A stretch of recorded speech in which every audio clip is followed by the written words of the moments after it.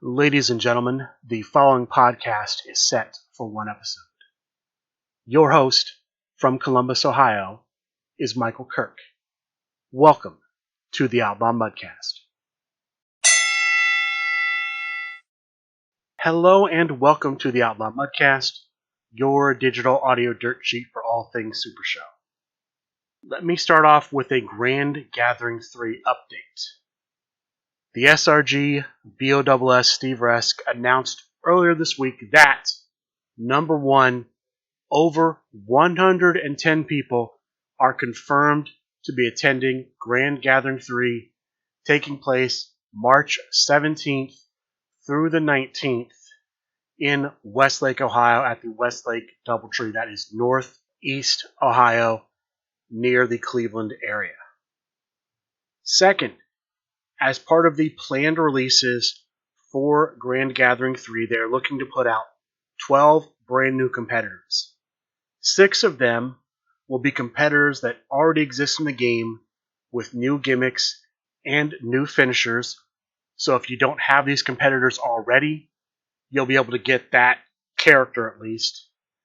They will have the same logos, so if you have the old competitor sets, you can use the finishes interchangeably between the two. We don't know who these are going to be. We have been told that some of them, at least one, will be representing XCW, the old Chicago group. This was people like Rob Graves, El Blanco Diablo, Brewmeister, so on and so forth.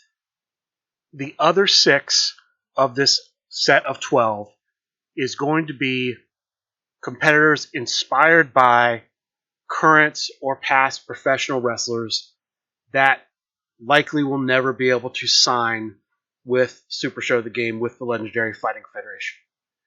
People like The Undertaker, Stone Cold Steve Austin, The Rock, John Cena, Hulk Hogan, Bret the Hitman Hart, Sting, Ric Flair, the Four Horsemen. People like that. Shawn Michaels. Those types of wrestlers.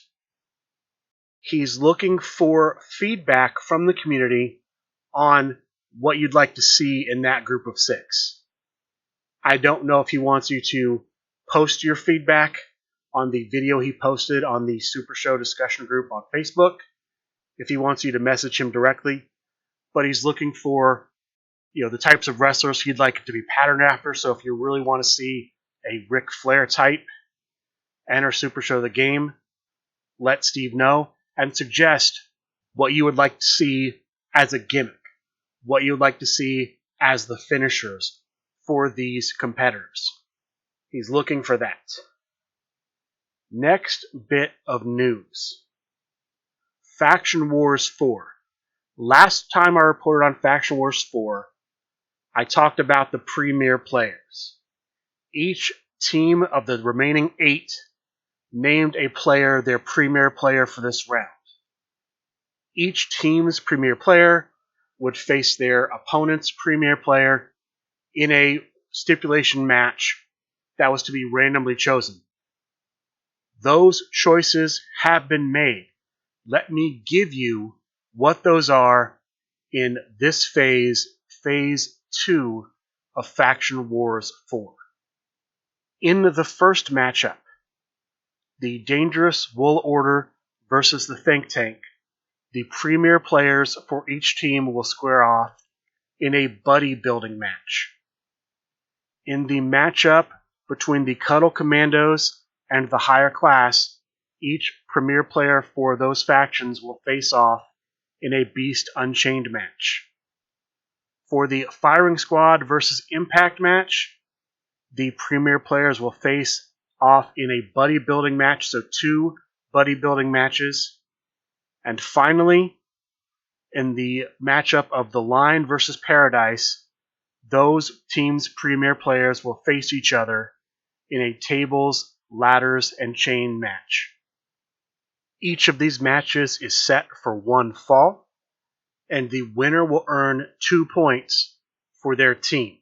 No point penalty for the loser. That's what I have for Faction Wars. CCC. Last week I reported that Pat Mulligan was going to go on Talk of the Universe and make an announcement concerning the first match in the first round of the CCC. That didn't happen. I'll give you information on the 2023 Create a Competitor competition when I have it. As of right now, no news on that front. I have no news on the Rising Star 3 tournament. I have no news on the number one contender tournament for the Underworld Championship. Those are both still in progress. The group stage portions, I'll give you information on those events when I have it. We had 2 championship matches this week. The first, Wednesday, was for the Midwest Coast Championship. The champion, the Grump, aka Chili Willy, Danny Thunder, took on challenger, Hall of Famer, Pat Mulligan. The Grump played as the Grump. He's the champion with the Grump. The challenger played as the Ringmaster. This was a standard singles match that went to crowd meter 2.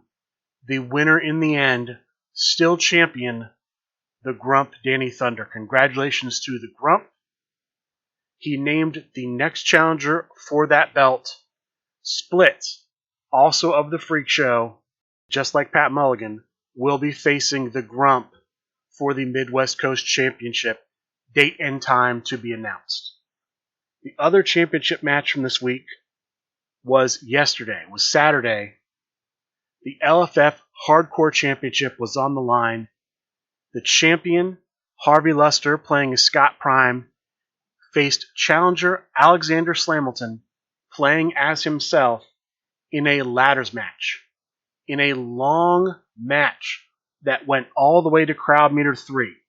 Very hard fought match. The winner, still champion, Harvey Luster. Congratulations to him for retaining. Congratulations to the Grump for retaining.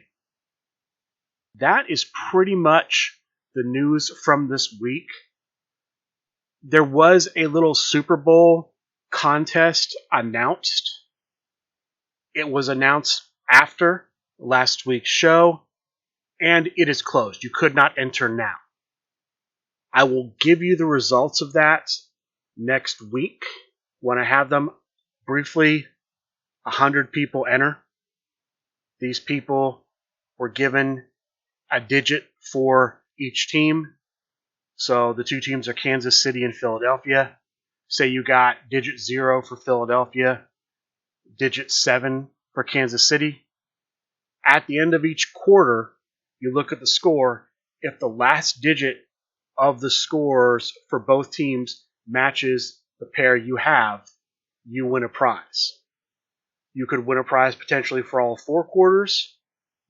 I'll announce who the winners are on the next week's show, because this show will come out before that is complete.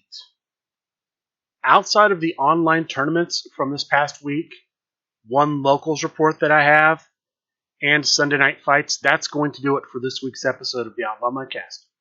Let's go ahead and go through those online tournaments. I have results from 2. The first was Monday night, the Monday night consigliere fights. There were 18 players in this week's consigliere fights. Group stages, 3 groups, 6 players per group. Top 3 from each group advance into the top cuts. So 9 players make the top cut Monday night. They have 1 play-in match. It's a New York rules match. That makes up the top 8. In the top 8, the quarterfinals, all of the matches are ladder matches that start at crowd meter 1. In the next round, the semifinals, all of the matches are submission matches. And then the finals match, as well as the third place match, are Psycho Circus matches. The top 4 are, in 4th place, I believe playing as JT Dunn, Prince Butters. In 3rd place, playing as Snake Pit, Chugonomics. The finalists are Ken Fouché as his own creation, the Grim Librarian, and the Cannoli as Lycan, with the winner, the Cannoli as Lycan. Congratulations to the Cannoli for winning Monday Night Consigliere Fights. Thursday night, we have Thursday Night Fights, this time hosted by Matt Barone. They had 20 players in this week's tournament, 5 groups, 4 players per group. Each player plays the other 3. Top 2 records from each group advanced. So we have a cut to a top 10. In the top 10, 6 of the players face off in 2 triad matches. The remaining 4 square off in tag team matches. So 1 tag team match, 2-on-2, 2 triad matches. The winners of each of these matches face off in the top 4. 1 triad match winner takes on 1/2 of the winning tag team. The other triad match winner takes on the other tag team winning player. The winners of that go on to be the finalists. The top 4 are, in 4th place, playing as Kenny Omega, Alec Ventresca. In 3rd place, playing as Ricky Riot, Chris Pate. The finalists were Johnny Correa, playing as the original Zack Sabre Jr., and Candyman Dan, playing as Johnny T. The winner, Johnny Correa. Congratulations to Johnny Correa. Friday night, there was a scheduled pop-up, but that pop-up did not happen. So that's it for online tournaments. I do have reports from 1 locals. I have the Mesos game results from Saturday. They had a round-robin tournament. 8 players, 7 rounds of Swiss. The top 3 here were, in 3rd place, playing as Liger, Brian Johnston. Have not seen Brian Johnston in a while. The 2nd place player, playing as Haley Stevens, the Phenomenal One, Kirk Polka. And the winner, playing as the original EC3, the Hallow King. Congratulations to Hallow King for that victory. There was also a Mesos championship match. The champion, the Phenomenal One, took on challenger Colton Janikowski. The winner, still champion, the Phenomenal One. Congratulations to him. Of course, this event also featured the LFF Hardcore Championship. I reported on that earlier. Harvey Luster retained, defeating Alexandros Hamilton. That brings us to Sunday Night Fights. I haven't brought this up yet, but earlier this week I released episode 249. This was the show where Mark Perry and I talked about the SRG Awards. A lot of feedback, a lot of passion stirred up over what we had to say. One of the things I talked about was Brian Waitford Schmidt, and I had some criticism of him. Again, respect Schmidt, appreciate everything he does. That doesn't mean I don't think there are things that could be done better. And this to me is a great example of what I'm talking about. I'll talk about it here briefly. Sunday Night Fights is happening. I'll give you the results of that in a little bit. As I'm recording this portion, it hasn't happened yet. I'm tacking it on to the end of the show. There was no announcement that Sunday Night Fights was going to happen until after noon Eastern on Sunday. Less than 8 hours notice that Sunday Night Fights is going to happen. To me, that's too soon. One of the great things about this game is that we have promos. We have feuds. This to me is an important part of Supershow the game. It needs to be preserved. When we are having Sunday Night Fight match cards for championships, there's going to be a championship on the line, and you're announcing the championship match 8 hours before it happens. There's no time for feuds. There's no time for promos. There's no time for any of that. My criticism of Sunday Night Fights, and I've talked about this before, we need more lead time so there can be promotion, there can be build-up. I listen to Talk of the Universe twice a week as part of my build-up for the show, as part of my research for what I'm going to talk about. Most weeks, Talk of the Universe, which is also hosted by Brian Schmidt, he hosts Sunday Night Fights, never mentions the upcoming Sunday Night Fight match card. My understanding of that, based on discussions I've had with other people and some firsthand knowledge, is because they don't have the match card completed. I don't understand that. To me, there should be at least a 2-week lead time before Sunday Night Fights. We need time to build and promote matches. I feel like they're giving themselves too short a window to get these things done. They're trying to put together a match card in a few days, and by doing so, they're stripping the aspect of feuds and promos out of the game because they're rushing to get matches on a show. My opinion is this: if 4 days out from Sunday Night Fights, there are no matches scheduled, then we don't have Sunday Night Fights, and we start building for the next week. I don't know why we need to rush to have these matches, and in rushing to have these matches, we're losing the opportunity for feuds and promos, and I don't like that. And I wish they wouldn't feel pressured to put on a Sunday Night Fights. That's my criticism. Other than that, I appreciate what Schmidt does for the community, for the shows. I respect him. This isn't me trying to bash the guy. This is just a criticism of something that's going on that I don't like. With that being said, here's what happened on Sunday Night Fights. The first match featured on Sunday Night Fights was for the LFF Deep 6 Championship.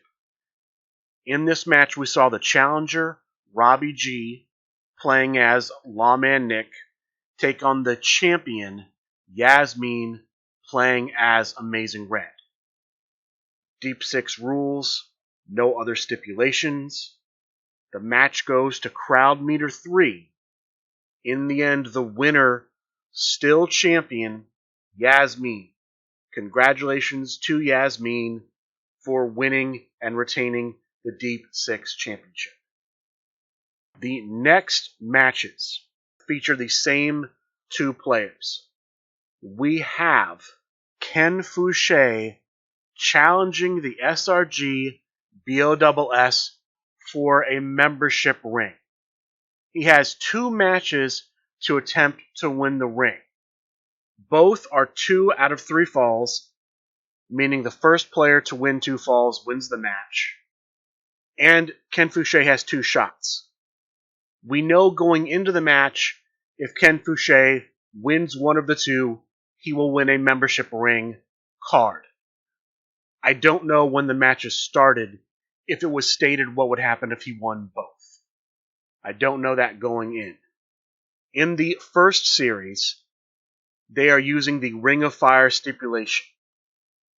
The SRG BOSS is playing as the flip competitor, Drunken Master, who flips to Zen Master. Ken Fouché is playing Foxworthy. The first match of the night goes to crowd meter 2. The winner of the first fall, the SRG BOSS. This puts Ken Fouché in the position of having to win the next 2 falls to win this Ring of Fire membership ring match.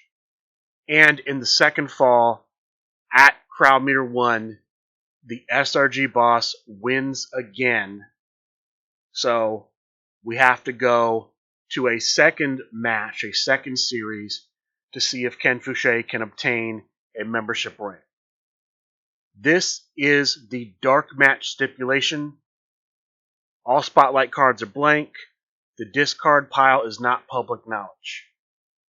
In this series, we see Ken Fouché playing as Brett the Metalhead, and the SRG boss playing as the second version of himself. The first match goes to crowd meter 1. with Ken Fouché taking that fall.